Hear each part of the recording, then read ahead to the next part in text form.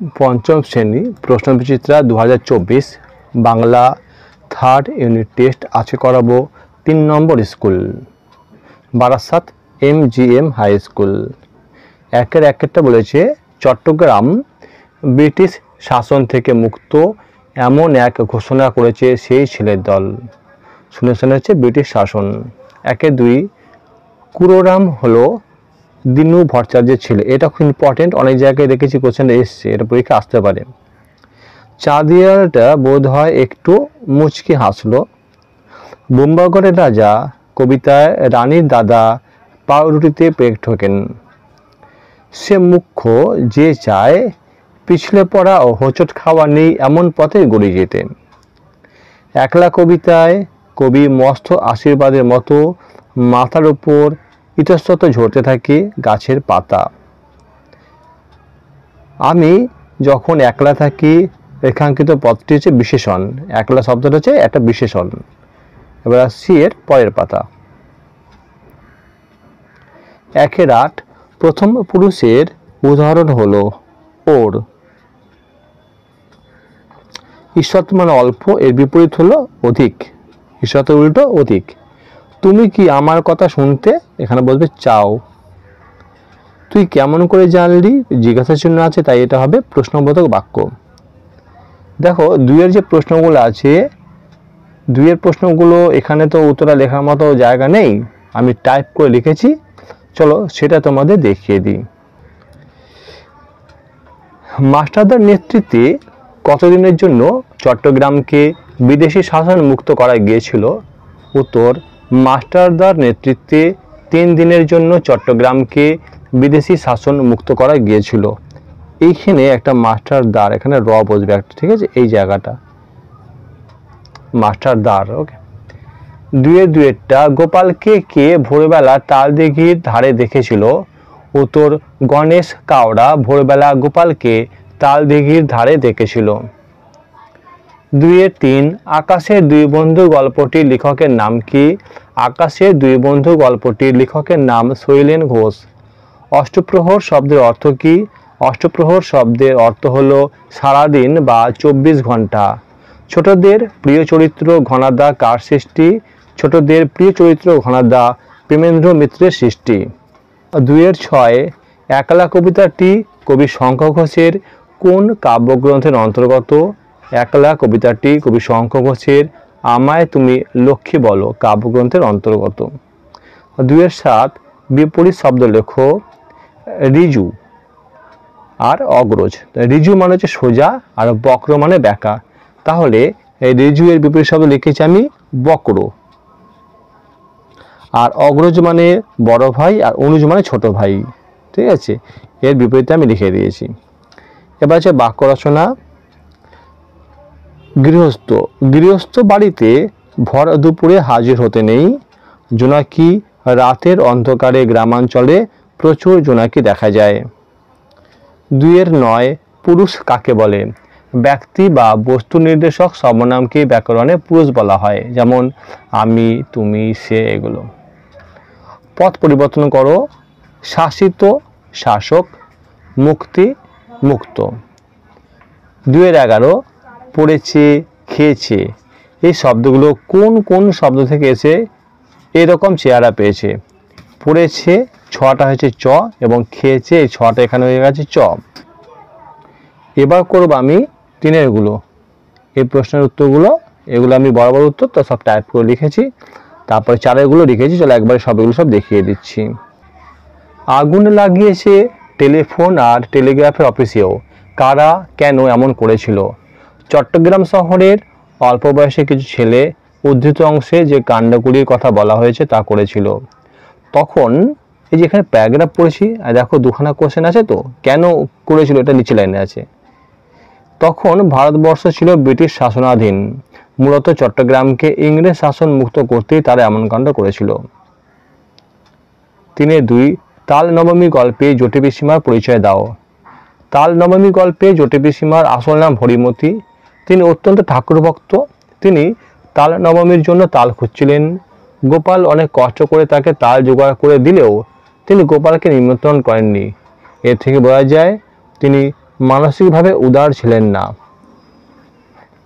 3 কবি যখন একলা থাকেন তখন তার সঙ্গে কারা থাকে?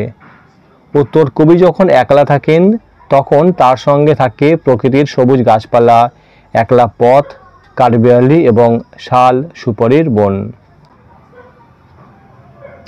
3-4 কুমড়ো নিয়ে ক্রিকেট খেলে কোন কবির কোন কবিতার অংশ? কে কুমড়ো নিয়ে ক্রিকেট খেলে? পুরো লাইনটা এমন হবে যে 3-4 কুমড়ো নিয়ে ক্রিকেট খেলে কোন কবির কোন কবিতার অংশ? কে কুমড়ো নিয়ে ক্রিকেট খেলে? উত্তর, এটি সুকুমার রায়ের বোম্বাগড়ের রাজা কবিতার অংশ। কুমড়ো নিয়ে ক্রিকেট খেলেন বোম্বাগড়ের রাজার পিসি। 4 উত্তরগুলো একটু বড়। দেখো, প্রথম প্রশ্ন আছে, আকাশের 2 বন্ধু গল্পে প্রকৃতির বৈচিত্র্যময় রূপ কিভাবে ফুটে উঠেছে তা লেখো। গল্পে প্রকৃতির বৈচিত্র্যময় সুন্দর রূপ ফুটে উঠেছে নানাবিধ বর্ণনার মধ্যে দিয়ে। গল্পে বলা হয়েছে, একটি বীজ মাটিতে পুঁতলে তার থেকে নতুন গাছ জন্ম নেয়। গাছটি ধীরে ধীরে সবুজ পাতা ছড়িয়ে হাওয়ায় দোলে।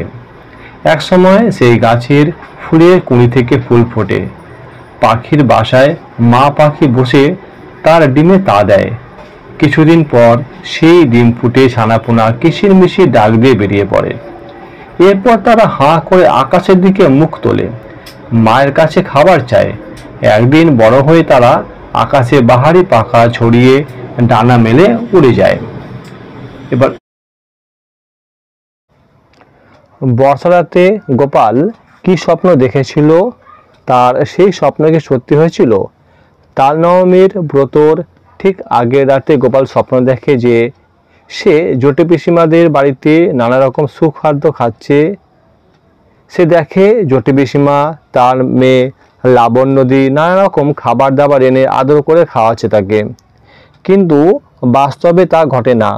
মায়ের ডাকে তার ঘুম ভাঙে, জানতে পারে যে তাদের বাড়িতে নিমন্ত্রণ হয়নি।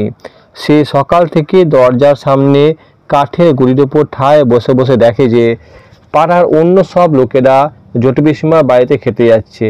এইভাবে বর্ষার রাতে তার দেখা স্বপ্ন মিথ্যা হয়ে গেল। এটা খুব কষ্ট দেয় মনকে।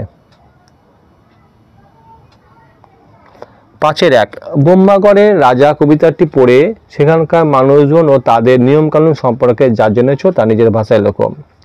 কবি সুকুমার রায়ের লেখা বোম্বাগড়ের রাজা কবিতায় আমরা এক মজার দেশের কথা জানতে পারি।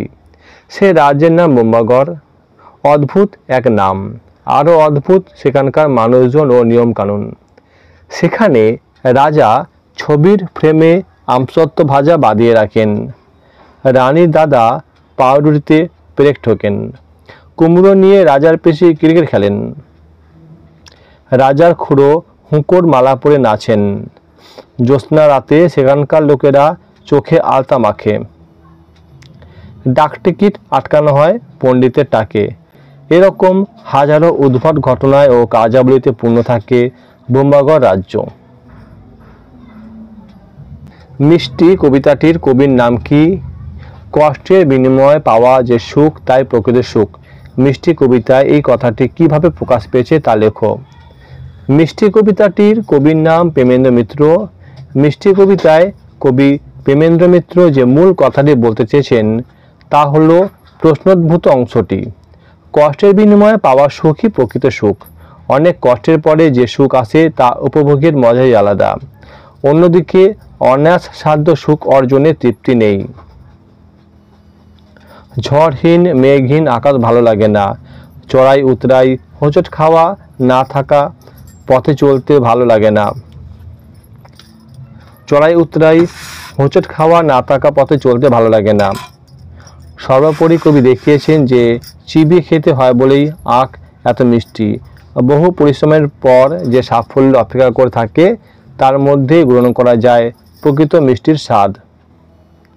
6 প্রশ্ন দিয়েছে, পত্র রচনা করো।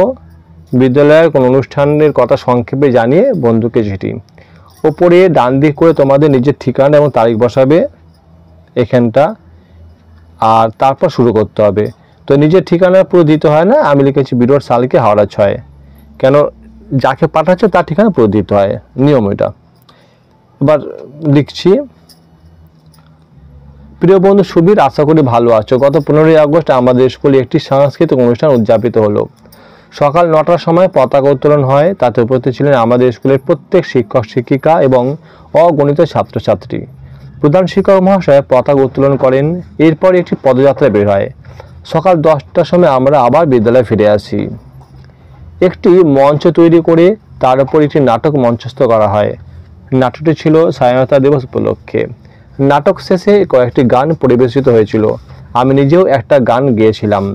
এরপর প্রত্যেক ছাত্রছাত্রীকে একটি করে মিষ্টির প্যাকেট বিতরণ করা হয়। অনুষ্ঠানটি আমার বেশ ভালো লেগেছে। তোমারও যদি কোনো এরকমই অভিজ্ঞতা থাকে তাহলে আমার সঙ্গে শেয়ার করো। আজ এখানে শেষ করছি। কাকু কাকিমাকে আমার প্রণাম জানিও।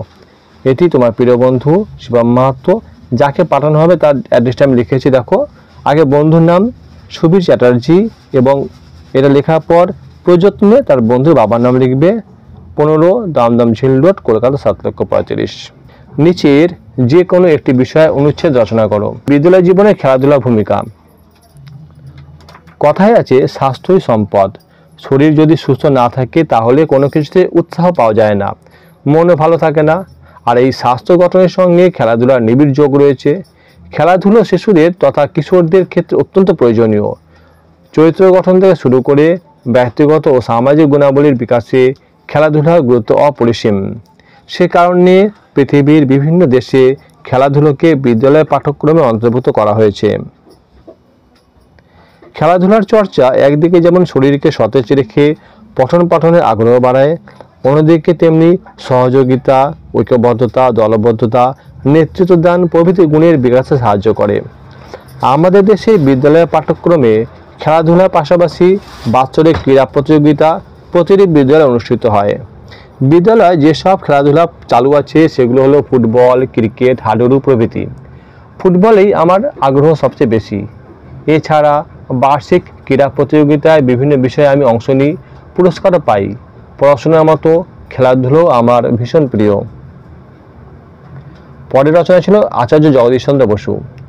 জগদীশচন্দ্র বসু 1858 খ্রিস্টাব্দে 30 নভেম্বর বর্তমান বাংলাদেশের ময়মনসিংহে জন্মগ্রহণ করেন। তার বাবা ছিলেন ডেপুটি ম্যাজিস্ট্রেট ভগবানচন্দ্র বসু এবং মা বামাসুন্দরী দেবী। তিনি কেমব্রিজ বিশ্ববিদ্যালয় থেকে ডিএসসি ডিগ্রি লাভ করেন। দেশে ফিরে তিনি কলেজে অধ্যাপক হিসেবে যোগ দেন। ক্ষুদ্র বেতার তরঙ্গ নিয়ে কাজ করে তিনি সাফল্য লাভ করেন। বৈজ্ঞানিক পরীক্ষার দ্বারা জগদীশচন্দ্র প্রকাশ করেন যে গাছের প্রাণ আছে, তারা উদ্দীপনায় সাড়া দেয়। বিজ্ঞান ক্ষেত্রে অবদানের জন্য জগদীশচন্দ্র বসু 1916 খ্রিস্টাব্দে নাইটহুড উপাধি পান। তিনি 1920 খ্রিস্টাব্দে রয়্যাল সোসাইটির ফেলো নির্বাচিত হন। এটা ছিল লন্ডনে। বৈজ্ঞানিক গবেষণার জন্য তিনি বসুবিজ্ঞান মন্দির প্রতিষ্ঠা করেন। তার লেখা অব্যক্ত গ্রন্থটি বাংলা সাহিত্যের সম্পদ। তিনি ভারতকে বিজ্ঞান জগতে মর্যাদার আসন দান করেন। 1937 খ্রিস্টাব্দে মহান বিজ্ঞানীর জীবনাবসান হয়, মানে মৃত্যু হয়। তার জন্য এতটাই। এরপরে ভিডিও আমি 4 নম্বর স্কুল নিয়ে আসবো।